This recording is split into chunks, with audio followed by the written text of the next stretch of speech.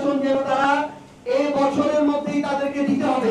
আমরা যখন রাজপথে নামি তখন তারা বলে যে আমরা আমাদের জায়গা থেকে নাকি সরকারকে স্থিতিশীল দেখতে চাই না। সংখ্যাগরিষ্ঠ এমপিদের মধ্যে দেশের জনগণের সকল অধিকারকে পুঞ্জীভূত করে সেখানে ছড়ি ঘুরানো এই ধরনের তারা যদি অপশাসন আবার কায়েম করতে চায় এটা তাদের জন্য হিতে বিপরীত হবে।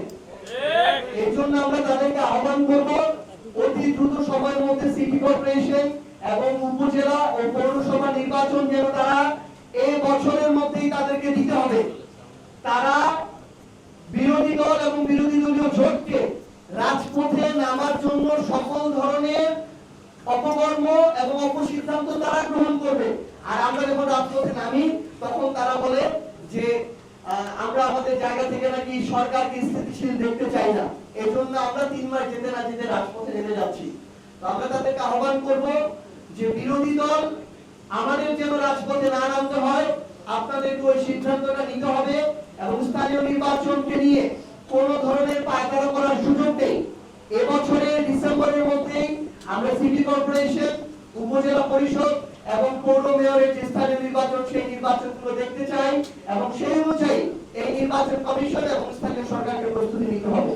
2009 সালের বিজয় হত্যাকাণ্ডে যে ৭৪ জনকে হত্যা করা হয়েছে, 13 সালে শাপলা চত্বরে 67 জনকে হত্যা করা হয়েছে, 21 সালে মোদী বিরোধী আন্দোলনে 19 জনকে হত্যা করা হয়েছে এবং সর্বশেষ 24-এর অভ্যুত্থানে 1000-এর অধিক মানুষকে প্রত্যক্ষভাবে শেখ হাসিনা এবং তার দোসরদের নেতৃত্বে নির্দেশনায় যাদেরকে হত্যা করা হয়েছে আমরা তাদেরকে শ্রদ্ধার সাথে স্মরণ করছি এবং তাদের এই হত্যাকাণ্ডের যেন উপযুক্ত বিচার হয়, দোষীরা যেন সর্বোচ্চ শাস্তির সম্মুখীন হয়, এটাই জাতীয় নাগরিক পার্টি এনসিপি সবসময় চায় এবং এটার সাথে সবসময় থাকবে।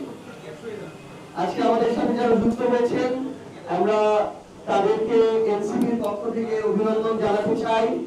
আজকে আমাদের এখানে সম্মানিত একজন শিক্ষাবিদ যুক্ত হয়েছেন যিনি একই সাথে মুক্তিযুদ্ধে অংশগ্রহণ করেছেন এবং আমরা গাজীপুরের যে ঐতিহ্যবাহী শিক্ষা প্রতিষ্ঠানগুলো প্রায় 10টির অধিক শিক্ষা প্রতিষ্ঠানে বর্তমান রানিং প্রায় 15,000 শিক্ষার্থী পড়াশোনা করছে, যেগুলোতে তিনি তার জায়গা থেকে এই শিক্ষা প্রতিষ্ঠানগুলো পরিচালনা করেন এবং একজন বরেণ্য শিক্ষাবিদ হিসেবে আমরা আমাদের সম্মানিত আরিফ স্যার সহ আব্দুল্লাহ মোহাম্মদ হোসাইন ভাই এবং ডক্টর মোহাম্মদ নাদিমুর রহমান ভাই তিনারা আজকে আমাদের এখানে যুক্ত হচ্ছেন।